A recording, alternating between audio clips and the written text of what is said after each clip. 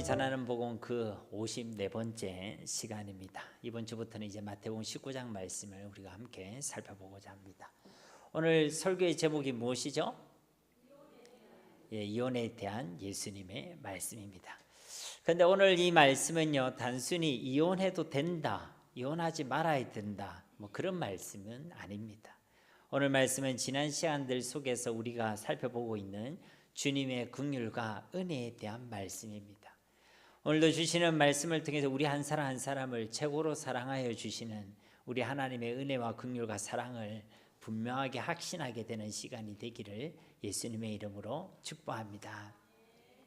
1절 말씀에 보시면 예수께서 이 말씀을 마치시고 갈릴리를 떠나 요단강 건너 유대 지경에 이르시니, 예수님께서 이 말씀을 마치시고라는 표현을 이 마태복음이 기록하고 있는 이유는 오늘 말씀의 이 핵심 주제도 앞의 말씀들과 무관하지 않다는 것이죠. 그 말씀의 주제들이 그리고 그 관심들이 오늘 본문 말씀에도 그대로 이어지고 있음을 말씀하고 있는 것입니다.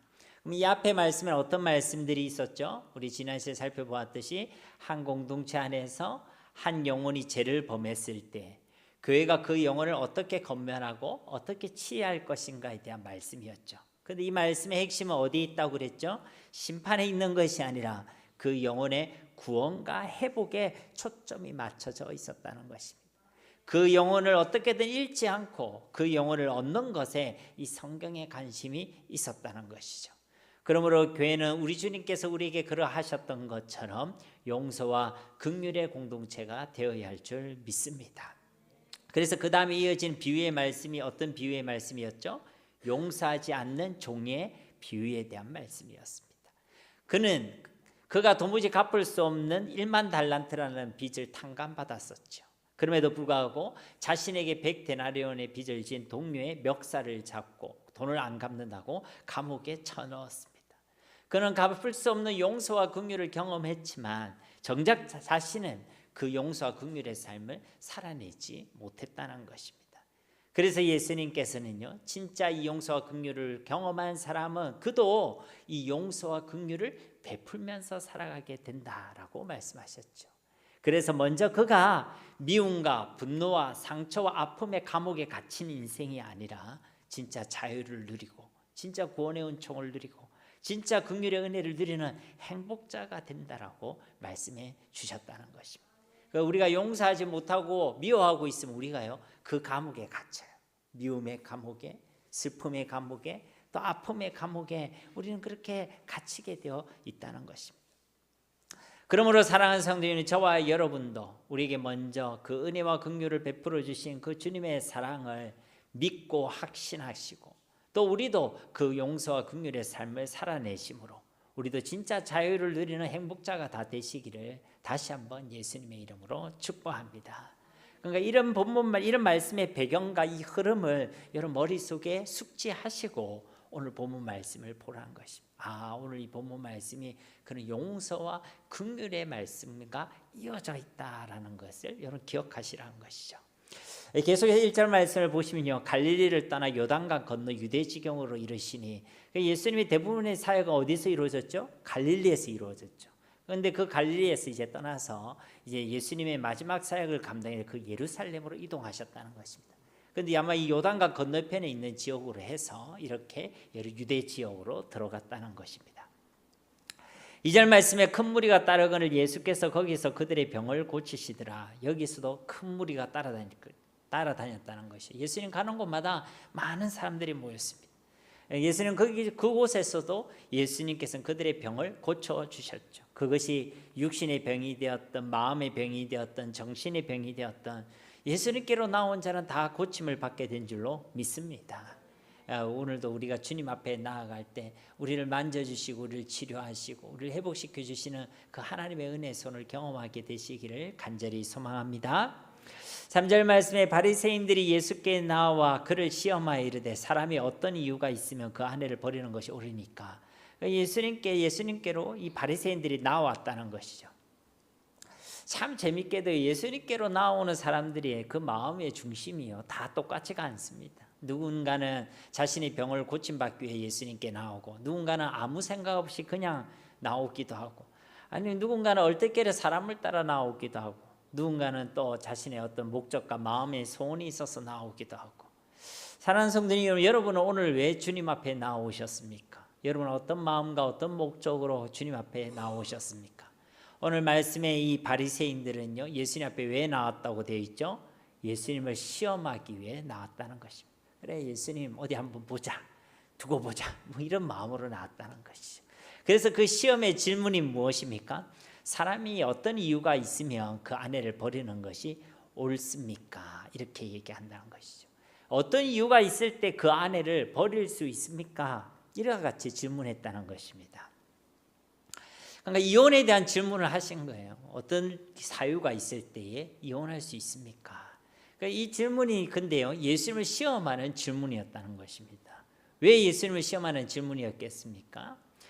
이 아내를 버릴 수 있다는 이 이혼에 대한 이 질문은요, 당시 정치적으로나 종교적으로나 매우 예민한 질문이었습니다.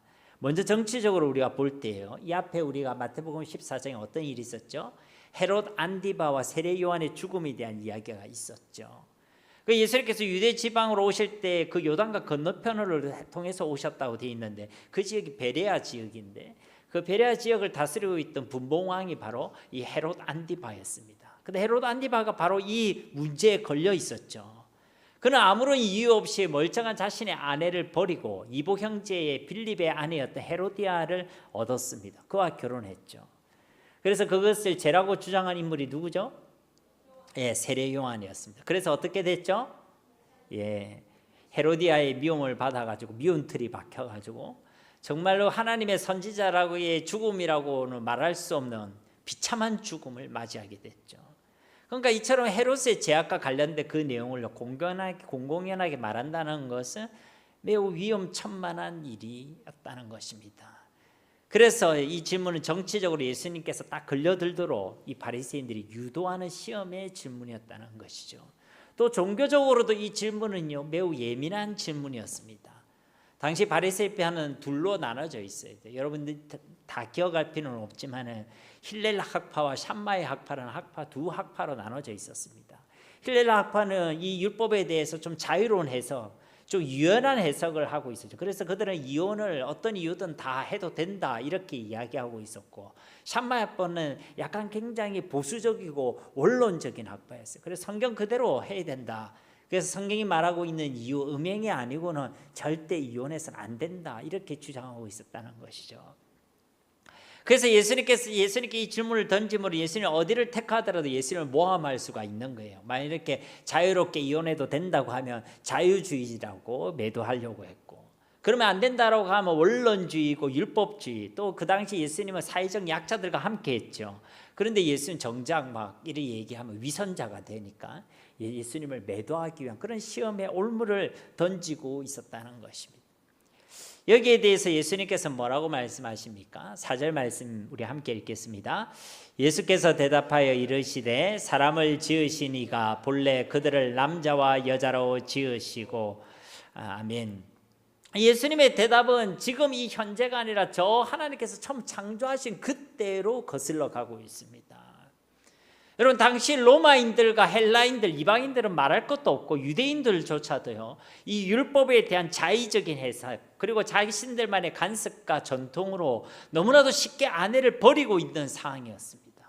너무나도 쉽게 이혼을 하고 있는 그런 상황이었다는 것이죠. 그런 그들에게 예수님께서는 다시 말씀으로 돌아갈 것을, 다시 하나님께서 처음으로 명하시고 창조하신 그 창조의 질서로 돌아갈 것을 이와 같이 말씀하고 있는 것입니다.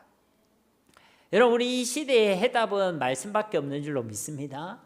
우리 그리스도인들이 고리타분한 것이 아니라 그 말씀으로 돌아갈 때 소망이 있게 되는 것이고, 말씀으로 돌아가는 그 순간부터 우리에게는 회복이 시작되게 되는 줄로 믿습니다.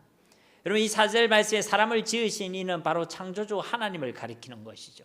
그 하나님께서 바로 남자와 여자를 창조하셨다는 것입니다. 단순히 사람을 만드신 것이 아니라 그 남자와 여자로 이루어진 가정이라는 공동체를 하나님께서 만들어 주셨다는 것이죠.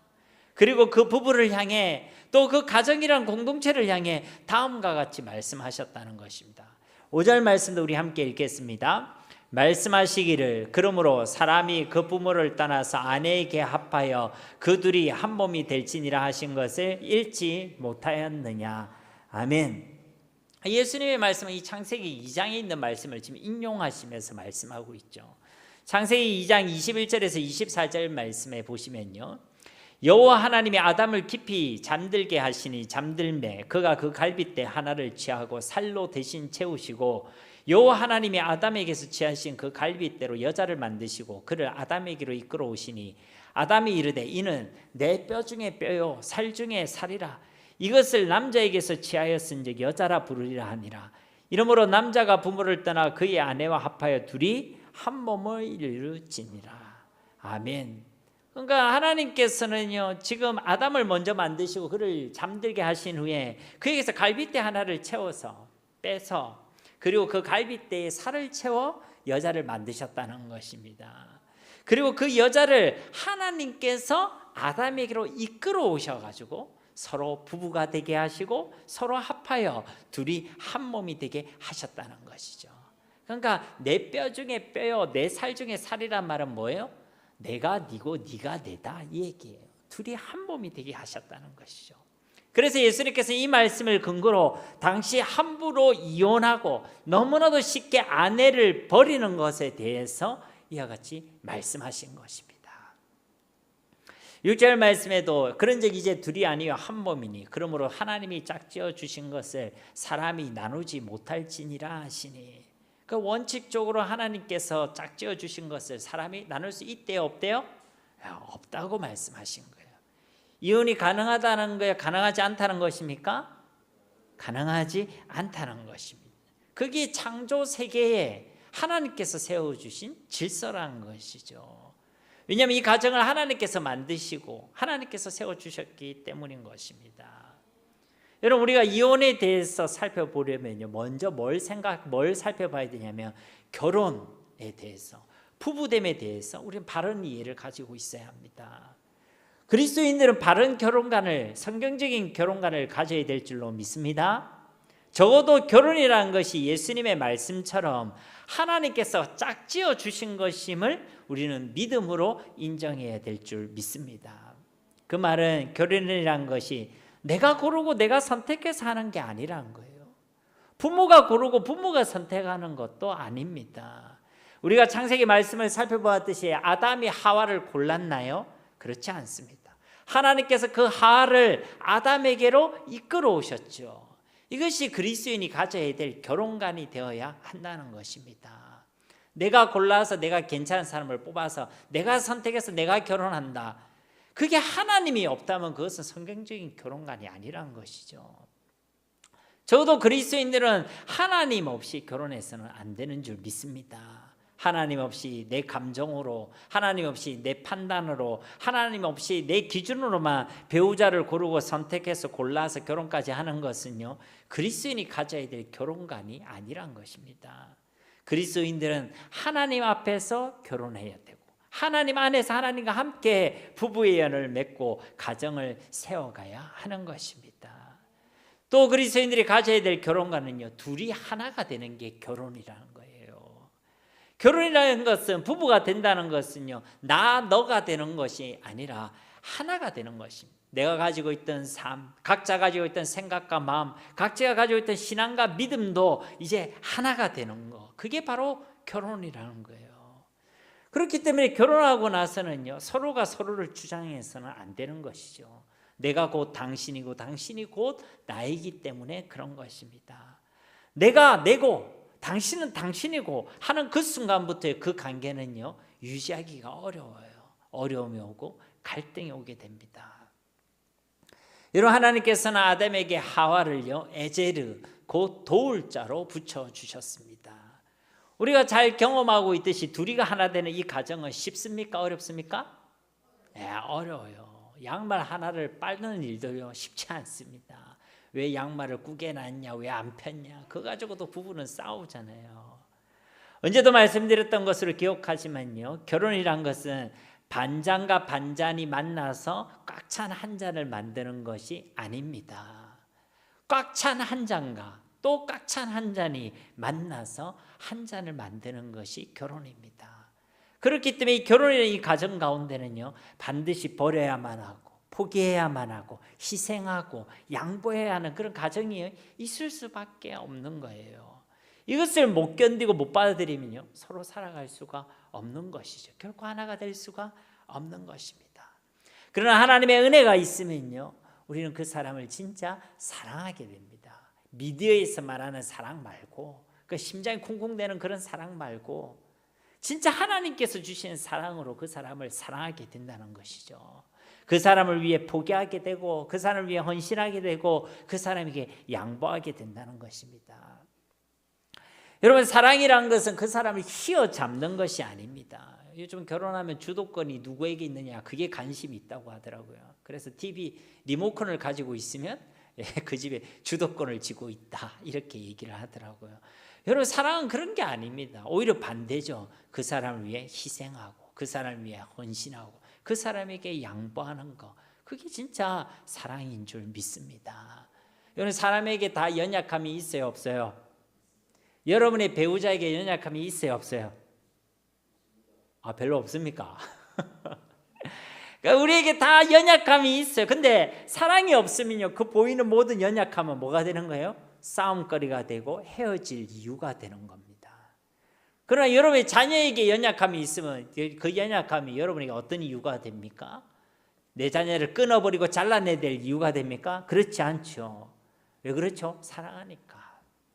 진짜 사랑하면 그 사람이 가지고 있는 연약함은 내가 에제르, 도울 자로서 도울 거리가 되는 것이고, 그리고 우리에게 기도의 제목이 되게 된다는 것입니다. 그래서 사랑이 있으면 내가 진짜 도울 수 있는 사람, 도움의 사람이 될 수 있다는 것이죠. 하나님께서 나로 하여금 만나게 하신 그 사람의 도움의 자로 하나님께서 나를 그렇게 세워가게 하신다는 것입니다. 이처럼 결혼이라는 것은 따로따로가 아니라, 따로 국밥이 아니라 그와 내가 또는 그녀와 내가 이 둘이 한 몸을 이루는 것임을 우리는 기억해야 한다는 것이죠. 그러므로 진짜 부부가 되려면, 하나가 되기 위해서는요, 어떻게 해야 되겠어요? 서로 예수님을 믿어야 됩니다. 그래야 영적으로 하나가 될 수가 있어요. 진정한 하나는 영적으로 하나가 될 때야만 하나가 될 수가 있습니다. 그전에는 뭔가 마음은 하나가 되었을지 모르겠지만 영적으로는 하나가 될 수가 없어요. 영이 다른데 어떻게 하나가 되겠습니까? 다행히 나중에라도 남편이 되었던 아내가 되었던 예수를 믿게 되면, 그러면 너무나도 감사한 일이겠죠. 만약 그렇지 않다면요, 그 관계는 이 땅에서 삶으로만 끝나게 되는 것입니다. 남편만 예수님 믿으면 남편만 천국 가는 것이고, 아내가 예수님 믿으면 아내만 천국 가는 것이죠. 어떤 분들은 그리 얘기하시더라고요. 남편이 그러면 지옥에 간다면 그건 또 잘 됐다라고 생각하는 사람이 있더라고요. 그가 뭐 마음은 이해가 가지만 악한 거 아니겠습니까? 그렇죠? 문제는요, 우리의 자녀들도요, 영향을 받게 되어 있습니다. 부모님 모두가 예수를 믿는 집보다 부모님 중 한 편만 예수를 믿는 집에서요, 그 자녀가 신앙을 가진다는 것이 쉽지가 않습니다. 그래서 내 자녀가 어느 날 나는 예수님 안 믿을 거야, 예수님 믿지 않겠다, 그리 말하면 여러분 뭐라고 얘기하겠습니까? 아니, 아빠도 교회 안 가는데 나도 안 갈래. 아니, 엄마도 예수님 안 믿는데 나도 예수님 안 믿을래. 그럼 여러분 뭐 어쩔 게 하겠습니까? 뭐 두들겨 팰 거예요? 아니면 목 잡고 들어 누울 겁니까? 그러므로 바라고 원하기는 여러분의 모든 가정이 영적으로 하나가 될 수 있기를 예수님의 이름으로 축복합니다. 그래서 저도요, 매일 새벽 기도합니다. 아직도 예수님 믿지 않는 가족들이 있다면 속히 회개하고 돌아와 하나님의 자녀가 되게 하소서. 아직 배우자를 놓고 기도하는 우리 형제 자매, 우리 아이들은 앞으로 믿음의 사람을 만나서 믿음 안에서 가정을 꾸리게 하소서. 그렇게 기도한다는 것이죠. 다시 본문 말씀으로 돌아와, 어쨌든 예수님께서는요, 하나님께서 창조하신 가정의 모습을 말씀하시면서 이혼이 원칙적으로 불가한 것임을 말씀하시고 계시는 것입니다. 여기서 우리가 주목할 것은요, 예수님의 이 말씀이 처음 창조된 세계에 대한 말씀이란 거예요. 하나님께서 원래 디자인하시고 계획하시고 만드신 그 세계 가운데는 이혼이 있을 수가 없다는 것입니다. 그러니까 오늘 이 말씀에 이혼이 가능하다 가능하지 않다는 것에 초점이 있는 것이 아니라 지금 이 세대가 어떤 세대예요? 함부로 이혼하고 쉽게 아내를 버리고 서로에 대한 사랑의 정도를 지키지 않고 음행하고 간음하고 또 그것을 통해 서로 배우자에게 상처를 주고 또 무엇보다 자녀들이 상처를 받고 하는 이 완악한 시대가 다시 하나님께서 창조하신 저 창조한 세계로 돌아가야 함을 말씀하고 있는 것입니다. 타락하기 이전에 바로 그때의 시대로 에덴 동산에서 하나님과 함께 하나님과 교제하던 그때로 다시 말씀으로 돌아가 잃어버렸던, 놓쳐버렸던, 깨어져 버렸던 그 하나님의 형상을 우리 가운데 온전히 회복해야 함을 예수님께서 말씀하고 계신다는 것입니다. 그리고 이 형상을 회복하여 하나님께로 돌아가는 길은 오직 예수 그리스도 한 분밖에 없는 줄로 믿습니다. 7절 말씀에 여짜오되 그러면 어찌하여 모세는 이혼 정서를 주어서 버리라 명하였나이까. 그 예수님께서 창세기 말씀으로 예를 드시면서 이 원칙적으로 여자를 버려서는 안 된다, 이혼하면 안 된다 이렇게 말씀하시니까 이 바리새인들이 이제 따지고 있는 거예요. 아니 모세의 율법에는 분명히 이혼해도 된다라고 했는데 예수님 왜 그렇게 얘기하십니까? 이런 질문 할 수 있어요, 없어요? 할 수 있죠. 이 신명기 24장에 있는 말씀을 근거로 말씀하시는 건데 1절 말씀해 보시면 사람이 아내를 맞이하여 데려온 후에 그에게 수치되는 일이 있음을 발견하고 그를 기뻐하지 아니하며 이혼 정서를 써서 그의 손에 주고 그를 자기 집에서 내보낼 것이요. 이 말씀을 보면 이혼이 가능하다 되어 있습니까? 아니면 이혼 절대로 안 된다고 되어 있습니까? 예? 가능하다고 되어 있잖아요. 이 구절에 보면 이혼이 가능하다고 되어 있습니다. 그래서 바리새인들이요 이 말씀을 가지고 예수님께 묻고 따지고 있는 거예요. 아니 모세 율법에는 보세요 이렇게 된다고 되어 있는데 왜 당신은 안 된다고 그러냐? 그러면 이 율법에 있는 이혼이 가능하다는 이 말씀의 의미는 도대체 뭐냐? 이렇게 묻고 따지고 있는 거예요. 여러분의 생각은 어떻습니까? 이혼해도 됩니까? 이혼하면 안 됩니까? 대답하기 곤란할 때는 네가 얘기해라 그런 거죠, 그죠? 근데 여러분 말씀을 봐도 한쪽에서는 안 된다고 그러고 한쪽에서는 된다고 그러고 서로 다른 말을 하는 것 같고 말씀끼리 서로 충돌하는 것 같은데 그럼 무엇이 어떤 말씀이 옳습니까? 이 의문에 대한 그 해답은요 그 다음에 이어지는 예수님의 말씀에 드러나 있습니다. 정확하게 드러나 있죠. 우리 8절 말씀 함께 읽겠습니다. 예수께서 이르시되 모세가 너희 마음의 완악함 때문에 아내 버림을 허락하였거니와 본래는 그렇지 아니하니라. 아멘. 이 말씀에서 우리가 알 수 있는 두 가지 사실은요. 첫째로는 모세의 율법은 그 신명기 24장 1절 말씀에 이혼이 가능하다고 주신 그 말씀은 너희의 마음의 완악함 때문에 하나님께서 주신 율법의 말씀이고 둘째는요 본래는 그렇지 않다는 거예요. 이 본래는 어디입니까? 언제를 얘기하겠어요? 네, 하나님께서 창조하신 그때 처음 남자와 여자를 만드시고 그 여자를 아담에게로 이끌어서 둘이 한 몸이 되게 하신 부부를 맺게 하시고 가정을 세우신 그 하나님께서 창조하신 그 본래 세계를 의미하는 것입니다. 그때는 이혼이라는 것은 아예 없었고 그럴 가능성조차도 전혀 있을 수가 없었다는 것이죠. 그렇게 행복만 누리면 되었던 그 인생들이 서로 사랑하기만 하고 서로 꽁냥거리고만 있으면 되는 그 인생들이 어느 날 하나님 앞에 범죄했다는 거예요. 먹지 말라는 선악과를 먹었고 하나님과 되고자 하는 그 교만과 불순종의 죄를 범했다는 것이며 그때부터 우리 인생들은 죄 가운데서 출생하고 죄 가운데 살아가는 그런 인생이 되었다는 것이죠. 그래서 충만한 행복과 완전한 행복만 가득했던 그 가정과 이 부부의 관계 안에도 이제는 아픔이 있게 되고 이제는 고통이 있게 되고 때로는 함께 숨을 쉬고 있는 것만으로도 괴로움이 되는 그런 공동체가 되게 되었다는 것입니다. 그러니까 이 예수님의 말씀을 다시 한번 정리해 보면요. 원래 하나님께서 만드시고 제정하신 그 창조된 그 부부의 관계는요. 사람이 절대 나눌 수 없다는 것이 맞다는 것이죠. 그게 성경의 기본 원리예요. 그런데 완악한 우리 인생들 가운데는요. 죄악이 가득하게 되고 그 관계 속에 괴로움과 아픔과 상처가 가득하게 되니까 그러니까 상처를 날마다 받는 거예요.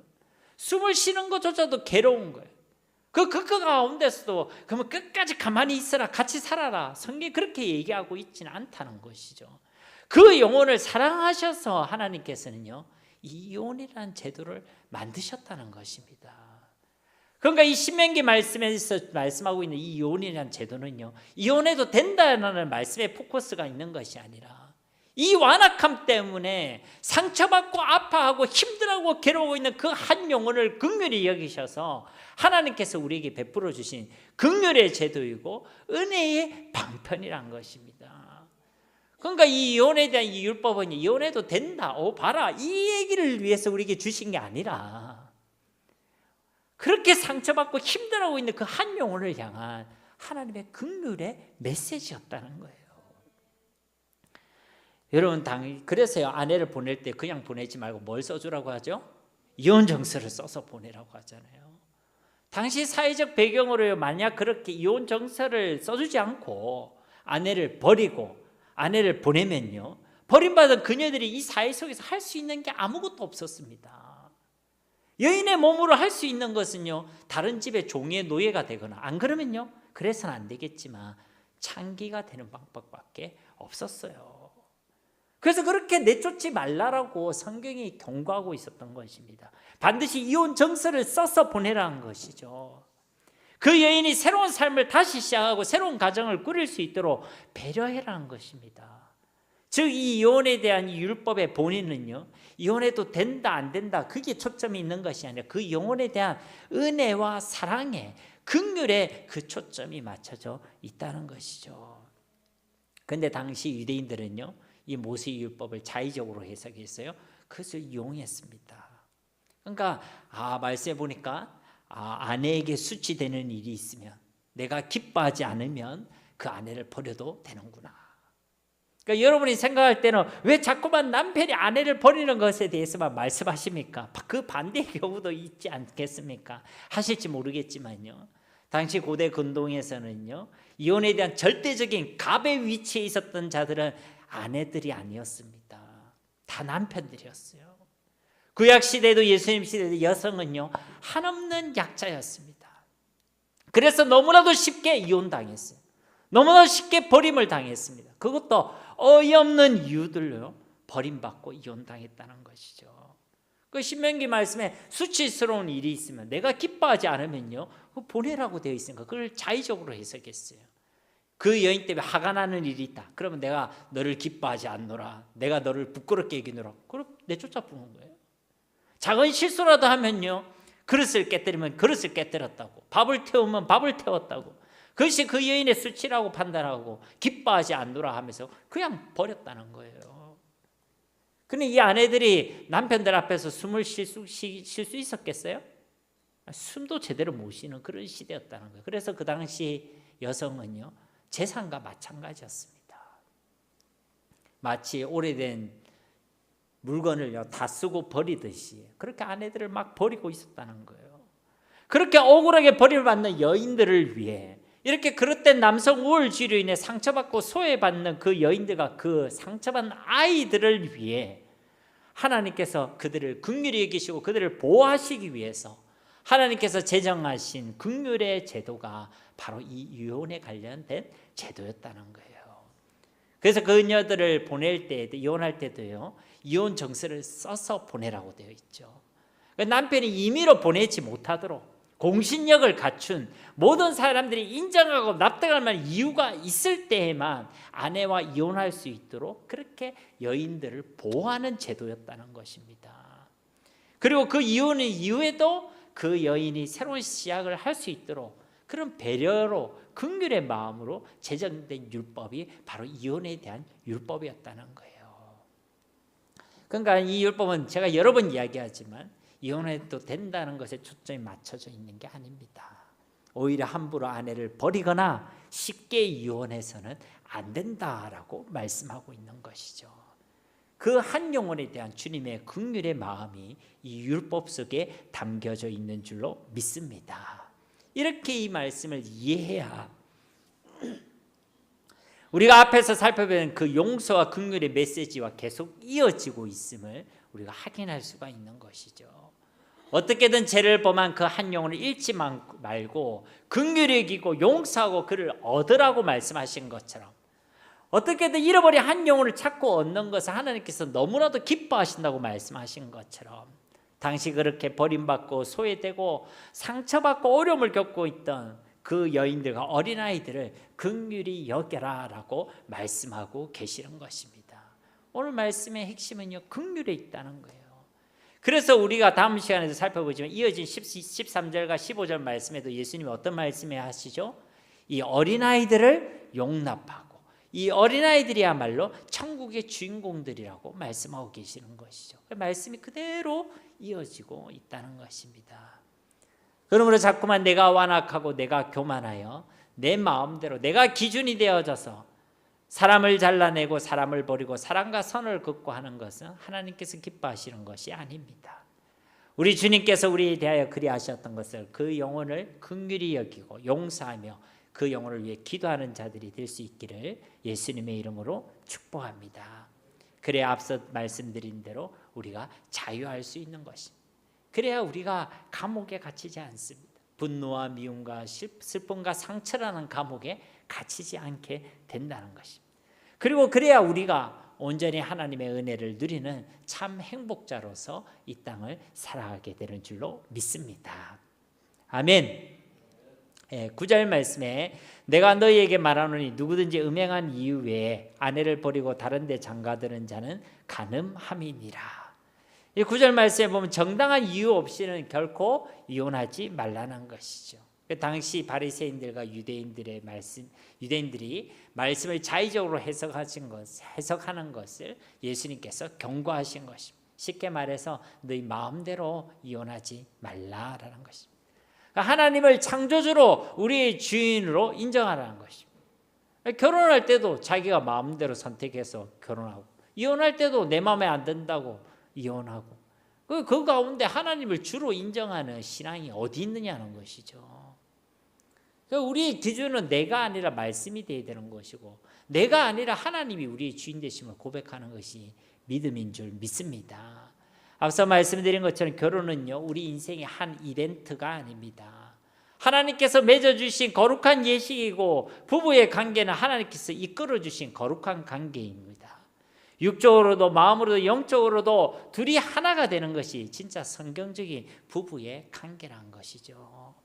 그러므로 우리 교회의 모든 가정들과 모든 부부들은요, 이런 창조주 하나님의 뜻과 영광을 드러내는 그런 가정, 그리고 그런 부부들이 되어야 할 줄 믿습니다.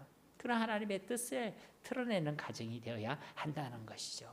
그런데 이 오늘 9절 말씀에 보면요, 그럼에도 불구하고 이혼할 수 있는 이유도 있다라고 말씀하고 있는 것이죠. 그 이유에 해당되는 내용이 뭡니까? 바로 음행입니다. 마태복음 5장 32절 말씀에도 보시면 나는 너희에게 이르노니 누구든지 음행한 이유 없이 아내를 버리면 이는 그로 간음하게 하며 또 누구든지 버림받은 저 여자에게 장가드는 자도 간음함이니라. 여기서 음행한 이유가 있을 때는 이혼할 수 있다 없다? 있다라고 말씀하는 것입니다. 이혼해라, 해야만 한다 이 말씀이 아니고 이혼 사유가 될 수 있다는 것입니다. 왜 이혼도 가능하다라고 허용하시냐면요, 앞서도 말씀드렸듯이 성경의 모든 율법의 본인은 율법 그 자체가 아니라 사랑과 긍휼이기 때문에 그런 것입니다. 예수님께서 율법을 요약하면서 하나님 사랑, 이웃 사랑으로 요약하셨잖아요. 율법의 본인은요, 사랑과 은혜와 긍휼입니다. 분명히 하나님께서는 부부의 관계를 허락하시고 또 그 관계를 소중히 여기십니다. 우리가 어떻게든 그 관계를 지켜내기를 하나님께서는 소원하신다는 것이죠. 그러나 그 가운데서 하나님의 진짜 관심은요, 그 부부 관계 그 자체에 있는 것이 아니라 그 영혼 한 사람 한 사람에게 있는 것입니다.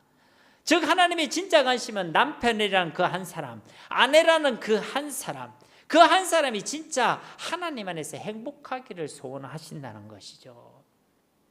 예를 들어서 남편이 외도를 한다, 그리고 부부에 대한 정절을 지키지 않았다. 그래서 아내가 알면요, 행복할까요? 전혀 그렇지 않죠. 얼마나 아프겠습니까? 얼마나 배신감을 느끼겠습니까? 그리고 남편이 날마다 말이나 물리적 폭력을 아내에게 행사한다. 여러분 그 마음이 어떻겠습니까? 행복할까요? 전혀 그렇지 않겠죠. 요즘은 뭐 그렇지 않겠지만은 요즘은 물리적 폭력, 그런데 남편이 아내를 계속 물리적으로 폭력한다. 그 물리적 폭력은 우리의 몸을 아프게 하는 거지만 언어적인 폭력은 우리 마음을 아프게 하는 거잖아요. 그 가운데서 날마다 있는데 그래도 끝까지 견디라, 이혼하면 안 된다. 성경 그렇게 얘기하고 있지 않다는 것이죠. 왜냐하면 하나님이 진짜 간식, 우리 한 사람 한 사람이 진짜 행복하기를 원하신다는 거예요. 그러니까요, 그런 경우에는 그것이 이혼의 사유가 될 수 있다는 것이죠. 그러나 성격 차이가 어떻고, 그 사람이 집안이 어떻고, 그 사람이 경제 수준이 어떻고, 내 마음에 안 들고, 이런 걸로는요, 이혼해서는 안 된다는 거예요. 고린도전서 7장 10절에서 13절 말씀을 보시면요, 결혼한 자들에게 내가 명하노니 명하는 자는 내가 아니요 주시라. 여자는 남편에게서 갈라서지 말고 만일 갈라섰으면 그대로 지내든지 다시 그 남편과 화합하든지 하라. 남편도 아내를 버리지 말라. 그러니까 합당한 이유 없이는 갈라서거나 이혼하지 말라는 것이죠. 그게 바로 주님의 말씀입니다 라고 바울이 이야기하고 있는 것입니다. 그리고 합당한 이유가 아닌데도 갈라섰다면 이혼했다면 다시 합하라고 권면하고 있는 것이죠. 12절과 13절 말씀에 보면 그 나머지 사람들에게 내가 말하노니 이는 주의 명령이 아니라 만일 어떤 형제에게 믿지 아니하는 아내가 있어 남편과 함께 살기를 좋아하거든 그를 버리지 말며 어떤 여자에게 믿지 아니하는 남편이 있어 아내와 함께 살기를 좋아하거든 그 남편을 버리지 말라. 이 12절 13절은 또 굳이 얘기해서 이거는 예수님이 하신 말씀은 아니다 이렇게 얘기하고 있습니다. 그러면 지금 이 바울이 지금 이야기하고 있는 거죠, 그죠? 그렇다고 이 말씀이 하나님의 말씀이 아니라는 의미입니까? 그건 아니죠, 그죠? 바울을 성령으로 하나님께서 감화감동하셔 바울을 통해 하나님께서 주신 말씀인 것입니다. 그러나 예수님께서 하신 말씀은 아니다 이 말씀을 하고 있는 것이죠. 그런데 이 내용을 보면요, 믿지 않는 아내라고 무조건 버리지 말라는 거예요. 단서가 있습니다. 그녀가 진짜 남편을 사랑하면 그와 함께 하라는 것이죠. 반대로 믿지 않는 남편이라고 무조건 버리지도 말라라고 되어 있죠. 단서가 있죠. 진짜 아내를 사랑하면 그를 받아들이라는 것입니다. 왜냐하면 이어진 14절 말씀을 보시면요, 믿지 아니하는 남편이 아내로 말미암아 거룩하게 되고 믿지 아니하는 아내가 남편으로 말미암아 거룩하게 되나니 그렇지 아니하면 너희 자녀도 깨끗하지 못하니라. 그러나 이제 거룩하니라. 그러니까 믿지 아니하는 남편이 그 믿음의 아내를 만나서 구원받을 수도 있고 또 믿지 아니하는 그 아내가 믿음의 남편을 만나서 구원받을 수도 있기 때문에 그가 나를 사랑하고 있다면 비록 믿지 않는다는 그 이유만으로는 갈라서거나 이혼하지는 말라는 것입니다. 이어지는 고린도전서 7장 15절과 16절 말씀도 보시면 15절에 혹 믿지 아니하는 자가 갈리거든 갈리게 하라. 형제나 자매나 이런 일에 구애될 것이 없느니라. 그러나 하나님은 화평 중에서 너희를 부르셨느니라. 그러나 그 믿지 않는 남편이나 아내가 더 이상 나를 사랑하지 않는다고 하고 그리고 예수님도 믿지 않고 있고 그리고 이혼을 요구하면요, 그게 이혼의 사유가 될 수 있다는 것입니다. 그가 예수님도 믿지 않는데 또 나를 사랑하지 않는데 내가 그 사람과 계속해서 살 이유가 사실은 없다는 것이죠. 그거는 이혼해라 이 얘기가 아니라 이혼할 수도 있다는 것입니다. 이혼의 사유가 될 수 있다는 것입니다. 그리고 이어지 15절 마지막 절과 이어지 16절 말씀을 보면 어떻게 끝나고 있습니까? 그러나 하나님은 화평 중에서 너희를 부르셨느니라. 아내된 자여 내가 남편을 구원할는지 어찌할 수 있으며 남편된 자여 네가 내 아내를 구원할는지 어찌할 수 있으리요. 그러니까 이 성경의 이 말씀 우리에게 이혼을 권면하고 있지는 않습니다. 이혼해라 그 얘기 아니죠. 할 수만 있으면 이혼하지 말라. 그런데 이런 이유에 그 가운데서 남편에 의해서 너무 괴로움을 당하고 고통을 당하고 그리고 남편이 그 정절을 지키지 않는 경우에 또 예수 믿지 않는 그가 나를 사랑하지도 않고 이혼을 요구할 때는요, 이혼할 수 있다는 거예요. 그런데 가능하면 화평하라는 것이. 왜요? 나를 통해 그 배우자가 구원의 은혜를 받을 수도 있기 때문이란 것입니다. 내가 참을 수 있고 견딜 수 있으면 견디라는 것이죠.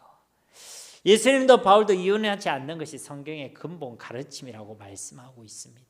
그럼에도 불구하고 하나님께서는 한 영혼의 행복을 위해서 그들을 위한 긍휼의 법으로 이혼에 대한 법을 주셨다라고 가르치고 계시는 것이죠. 그러니까 할 수만 있으면 가정을 지켜낼 때 하나님께서 그 한 영혼의 고통과 괴로움도 잊지 아니하고 계신다는 것입니다. 10절부터 12절 말씀을 보시면요, 제 아들이 이르되 만일 사람이 아내에게 이같이 할진대 장가들지 않는 것이 좋겠나이다. 예수님께서 정당한 이유 없이는 끝까지 함께 살라라고 하니까 당시 그들의 문화 속에서 이 힘든 일이에요, 그죠? 아니 마음에 좀 안 들면 갈라설 수도 있고 내 마음에 좀 안 들면 아내도 바꿀 수 있고 이래야 되는 거 아이가 이리 생각했는데 차라리 그러면 결혼 안 하는 게 좋겠습니다 이렇게 이야기했다는 것이죠. 이런 생각을 가진 사람이 오늘날에 많을까요, 적을까요? 훨씬 많더라고요.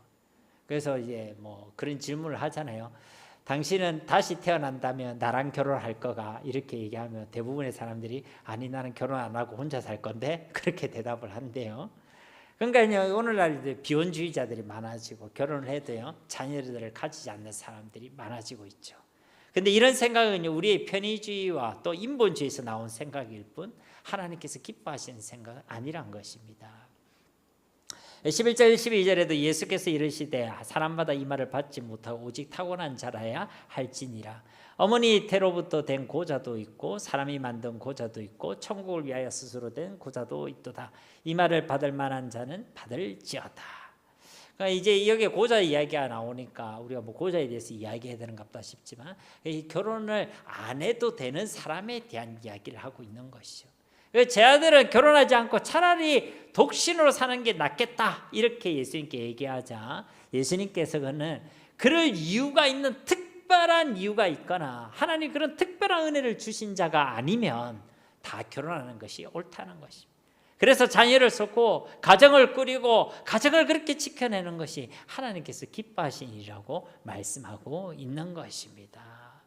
사랑하는 성도님 여러분, 진실로 우리 하나님께서는요 그 부부라는 관계, 그 가정이라는 공동체를 통해서 하나님께서는 당신의 나라와 당신의 영광을 드러내시기를 기뻐하시고 또 그 가정과 그 내 배우자를 통해 하나님께서는요 우리 한 사람을 만지시고 빚어가시는 것이 하나님의 뜻인 줄 믿습니다.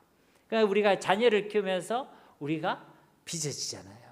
내 남편과 내 아내와 살면서 또 우리를 빚어주시는 하나님을 경험하게 되는 것입니다. 그게 하나님의 뜻이란 것이죠. 말씀을 맺도록 하겠습니다. 우리 하나님께서는 당신의 선한 뜻과 목적대로 우리의 배우자를 만나게 하시고 또 가정을 세우게 하셨습니다. 그러므로 오늘 주신 하나님의 말씀대로 우리의 가정들을 온전히 지켜내시기 바랍니다. 만약 지금 여러분에게 하나님께서 행복한 가정을 주시고 또 아무런 문제가 없고 서로 사랑할 수 있는 그런 복된 가정을 주셨다면 정말 하나님께 감사하시고 서로를 더욱 아끼시고 서로를 더욱 소중히 여기시고 서로를 더욱더 사랑하시기 바랍니다. 만약 여러분 가운데 지금 이혼에 대해서 심각하게 고민하고 있는 가정이 있다면 지금 오늘 주신 이 말씀을 기억하며 신중에 신중을 더하시기 바랍니다. 하나님 말씀 앞에서 거룩함에서 하나님께 기도함으로 결정하시기 바랍니다.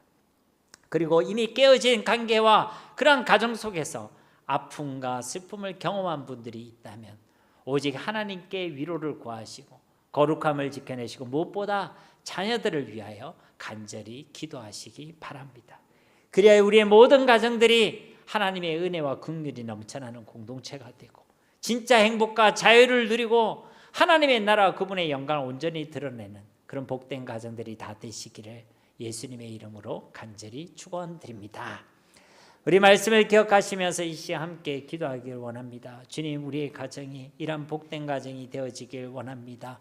하나님께 감사하고 또 하나님께 묻고 하나님의 위로를 경험하는 우리의 가정들이 되게 하옵소서. 우리의 자녀들이 상처받지 않도록 우리의 자녀들이 하나님의 위로와 하나님의 안에서 온전한 믿음의 사람들로 세워질 수 있도록 또 우리의 가정들이 꾸리는 그 가정이 하나님께서 기뻐하시는 가정이 될 수 있도록 하나님 은혜를 베풀어 주십시오. 오늘 말씀 붙들고 이 시간 함께 기도하겠습니다. 살아계신 아버지 하나님 감사합니다. 오늘도 우리에게 주신 말씀에 감사합니다. 하나님 이혼에 대한 이 하나님의 말씀 하나님 우리 한 사람 한 사람을 진실로 사랑하셔서 우리에게 주신 말씀인 줄 믿습니다. 이 이혼에 대한 이 말씀이 사랑과 은혜와 긍휼의 범임을 믿습니다. 우리의 가정들이 둘이 한 몸을 이루지니라고 말씀하신 그 주님의 말씀대로 진짜 영적으로 하나가 되는 가정들이 되게 하옵소서. 아직 예수를 믿지 않는 가족들이 있다면 어서 회개하고 돌아와 하나님의 자녀가 되는 구원의 은총을 함께 누리게 하시고, 믿음에 떠나 실족한 영혼들이 있다면 긍휼히 이겨주셔서 다시 그 믿음과 하나님과 관계가 속히 회복되게 하여 주시옵소서. 서로를 사랑하며 서로를 돕는 그런 하나님 돕는 자들로 서로 서게 하시고, 주님의 은혜와 긍휼이 넘치는 하나님의 나라가 우리의 가정들 속에 온전히 임하게 하여 주시옵소서. 깨어질 관계와 위기 가운데 있는 가정이 있다면 주님께서 가장 선한 길로 완전한 길로 인도하여 주시고 가정을 회복시켜 주시고, 이미 깨어진 가정들 속에 아픔과 슬픔을 경험하고 있는 가정들이 있다면 주님께서 넘치는 성령의 위로를 더하시며 주님께서 친히 그 가정의 소망과 힘이 되어 주시옵소서. 또한 사랑이 넘치는 복된 가정들이 있다면 더욱 감사하게 하시고 더욱 서로를 소중히 여기며 사랑할 수 있는 복된 가정들이 다 되게 하여 주시옵소서. 오늘도 주시는 이 말씀이 우리의 모든 가정들에게 주시는 하나님의 말씀이 되게 하시고, 모든 가정들 위해 우리 주님의 은혜와 사랑과 평강과 위로가 가득하게 하여 주시옵소서. 그런 행복한 가정들이 되게 하셔서 자유하게 하시고 하나님의 나라를 누리며 하나님의 나라를 드러내는 그런 가정들 다 되게 하여 주시옵소서. 우리 가운데 일하시고 역사하실 주님을 기대합니다. 감사드리며 예수님의 이름으로 간절히 기도드립니다. 아멘.